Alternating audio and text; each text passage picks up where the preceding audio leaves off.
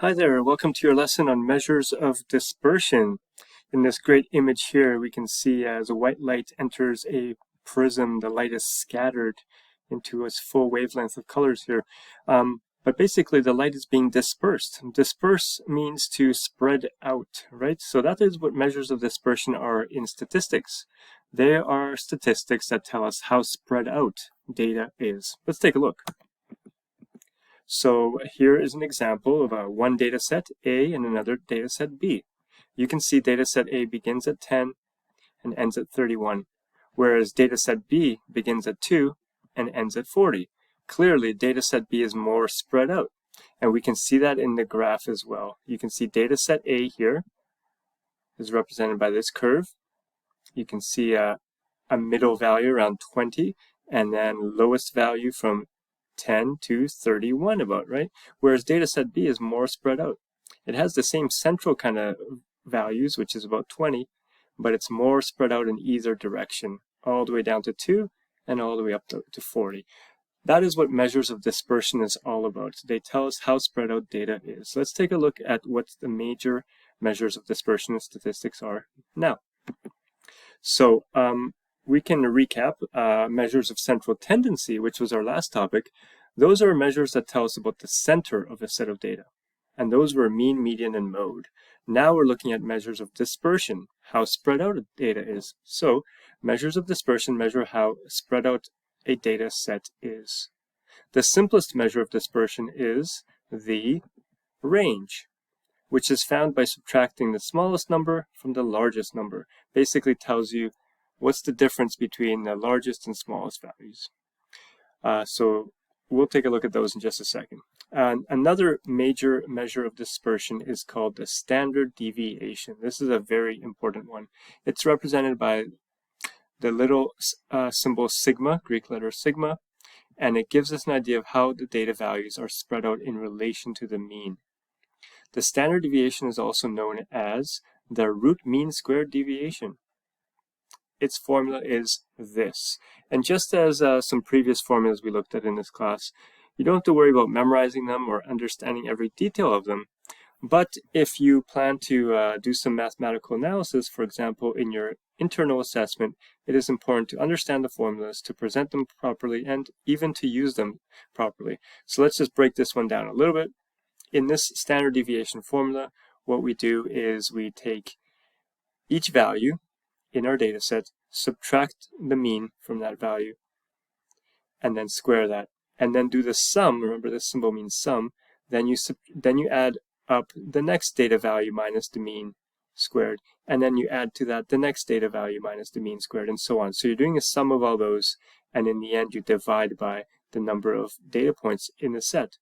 And finally, square root of all that to undo the squaring that was being done here. Basically, it's like an average of the distances that each data point is from the mean. All right, in examinations, however, you will be allowed to use technology. So we will use our calculator to find standard deviation, and I'll show you that in just a moment. Okay, so let's begin with these two data sets. And we have girls' scores. Maybe this is, I don't know, it doesn't specify what, scores on some kind of game or some kind of test, we don't know. So here's girls' scores, and here's boys' scores, and we're going to look at some measures of central tendency and dispersion for those. So let's talk about the center, dispersion of both of these data. Okay, let's begin by guessing. If you were to say a measure of central tendency, so well, you could easily find the median of both of these, right? But we can calculate that as well. Median, what about the mean? What do you think the mean would be of each of these? What would you guess? All right, and now let's talk about dispersion. What do you think a measure of dispersion, let's say the range.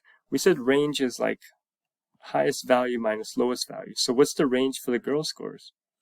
Well, I hope you got 8, 10 minus 2. And then what's the range for the boys' scores? 7 minus 4 is 3. So the boys' scores, you can already tell, are not as dispersed as the girls' scores. They have a smaller range. And we can see that in the values clearly. These are more spread out, these are less spread out. And now let's look at how standard deviation also reveals that lower spread. So let's see what happens. We're going to take our calculator now, and we're going to enter both of those data sets. Maybe this will be list 1, list 2, and we'll see what it calculates for us for the mean and standard deviation. So let me get the calculator here as well. Here's the calculator. I'm going to turn mine on as well and clear that. Okay, so remember we press stat and then number 1 for edit to enter data. And I'm going to clear out this. Remember, when you have a list you don't want, you can clear it. You can use the arrow to go up to the list title, press clear, enter, it's gone. Okay, I've already entered these lists. You can see it here, so please do that now. And once you have that, you're going to press stat again, and then calc, and number 1 variable stats are going to tell us some statistics about these. So we're going to do number 1, and it says, which list are we doing? Well, I'm going to do list 1. Let's figure out girls' statistics first. So second, I'm going to change this from list 3 on mine to list 1 by pressing 1. I have list 1. Okay, enter, enter, calculate. Let's see. All right, for the girls' scores, and we can confirm here, we have this, a mean of 6 and a standard deviation of 2.53. Where was that on the calculator? Let's look again. Standard deviation is right here. You can see that little same symbols we have here. Greek letter sigma, 2.53. I rounded to 3 significant figures. So that tells us girls' scores have a mean of 6. That's the central kind of number. And then that's standard deviation. That in general, the data values are spread out 2.53 from the mean in either direction. So imagine the mean was here. It says in general the girls' scores are spread out 2.53 in this direction and 2.53 in this direction. So of course that doesn't cover all values, but this is kind of like an average of spread, right? So there's a little bit of spread there. Do the same thing for boys' scores now. All right, so you do that by going in here, going stat again, arrowing over to calc, number 1 for 1 variable stats once again, and now list 2, because that's where our boys' scores were. So second, number 2 for list 2, enter through there, calculate, and we see, hey, the same mean, 6, and a standard deviation of 1 this time. So we saw a mean of 6 for the boys and a standard deviation of 1. So as you can see, standard deviation reveals how much dispersion is, and we already noted that the boys' scores are less spread out. There's less dispersion than the girls' scores, and this highlights that fact. We can see there's a less dispersion. In general, this is saying the boys' scores are only 1 away from the mean, so 1 in either direction in general. And you can see that makes sense. 1 away from 6 down is 5, and 1 up is 7. All right, let's continue from there. So the next thing we have here is there's something called the variance. So variance is the standard deviation squared. So just remember that. It will come up once in a while. You take your standard deviation number and you just square it. That's called the variance. So why have this and what's important about it? Well, while the standard deviation is useful for interpreting the spread of data about the mean, like from the mean, other statistical processes such as least squares regression, probability theory, investments, they all use variance. So there's other calculations we need the variance for. All right, now another measure of dispersion, we've talked about range and standard deviation. Another one is called the interquartile range. You're probably familiar with this one. It's known as the IQR. It is the upper quartile, Q3, minus the lower quartile, Q1. When data values are arranged in order, the lower quartile is the data point at the 25th percentile, and the upper one is at the 75th. We'll talk about what that means in just a moment. And one final note, the interquartile range is another method of interpreting the spread of data. It is more reliable than range because it is not affected by outliers. And I'll show you what that means in just a moment. Okay, so let's say we have this data set. Okay, a data set that begins with 1, ends with 95. So you can see it has a very big spread of data, right? Let's take a look at some things here. So first of all, let's find the range. Okay, the range is max minus min, so 95 minus 1. So the range is 94. That tells you, if you looked at all the data from beginning to end, it's spread out by 94, and that's our range. Okay, next, let's find the median. Remind yourself how to find the median here. Well, the median, remember, we can find the position first by doing n plus 1 over 2. So the number of data points we have here is actually 11. So n plus 1 is 12. Notice I changed the n plus 1 over 2 to 0.5 times n plus 1. Because when we have a fraction divided by 2, it's the same as multiplying by 0.5. right? Because dividing by 2 is a half, and this is a half also. So just another form of this equation here. So again, we had 11 data points, so n plus 1 is 12, and 0.5 or half of 12 is 6. That means that position 6 is our median value. So let's go there. 1, 2, 3, 4, 5, 6. 10 is our median value, or our middle value, right? That's the middle value in this data set. Now, we're going to find Q1 and Q3 as well. Q1 is then the middle of the bottom half of the data set, and Q3 is the middle of the upper half. So Q1 is like our median of the lower half, and Q3 is our median of the upper half.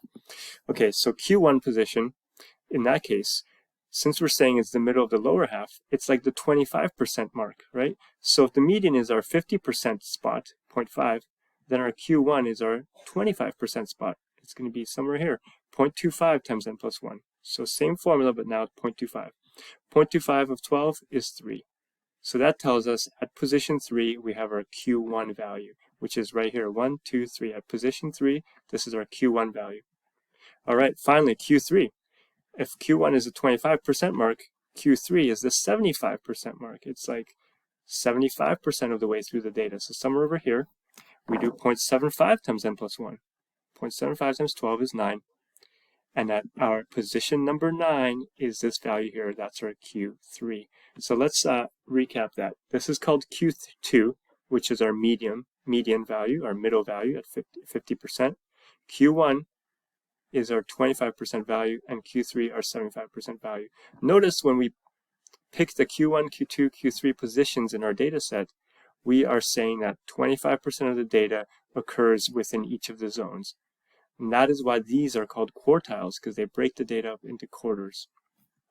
Okay, now that we have Q3 and Q1, we can subtract them, and that gives us what we're talking about, the IQR, the interquartile range. In this case, 52 minus 4 is 48.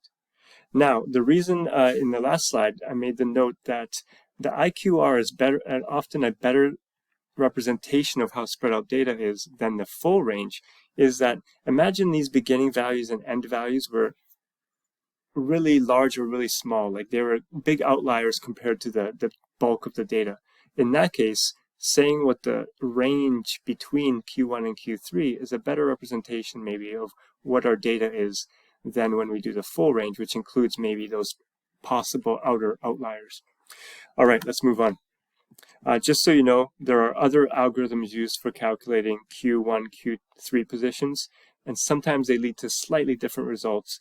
Don't worry about that. You'll see different things in different sources. The smaller our data set, the more pronounced those differences may be. All right, so for this data set, I want you to try to find all these things here. Okay, we have this data set here. Clearly, those are square numbers. Interesting. We want the median, lower quartile, which is Q1, upper quartile, Q3, interquartile range, the range, and the standard deviation. So it is good to do this by hand, like what we just did, the process of finding the median and all that, but also it's good to be able to do this on the calculator. So how about try by hand first for A, B, C, D, all the way to E, because all those are done pretty easily by hand. And then we'll grab our calculators and do all of it again, including standard deviation, confirm it works. Okay, let's check then. So median, you should have found the position to be at the 6.5th position in here, and that's 1, 2, 3, 4, 5, 6.5, right between 36 and 49, and halfway between those, if you add those and divide by 2, which it shows here, it's like finding the average between those two, gives you 42.5 for our median. All right, Q1, you look for the bottom part here, and the halfway point in the bottom part of the data is here. Between 9 and 16, that number is 12.5. And again, we can find that by doing 9 plus 16 divided by 2. And finally, Q3 is over here, between 81 and 100. Again, finding the average between 81 and 100, 90.5. IQR can then be calculated, Q3 minus Q1. And the range, of course, is highest minus lowest. And finally, well, it shows standard deviation here, but that one we need our calculator. So if you did all this on our calculator like we have been doing, enter all this data into list 1, then do the calc and one variable stats, and then that will produce your list of all the values. So again, if you did it on your calculator, you should be looking at these same values for median, and then if you scroll down the list, you'll see Q1,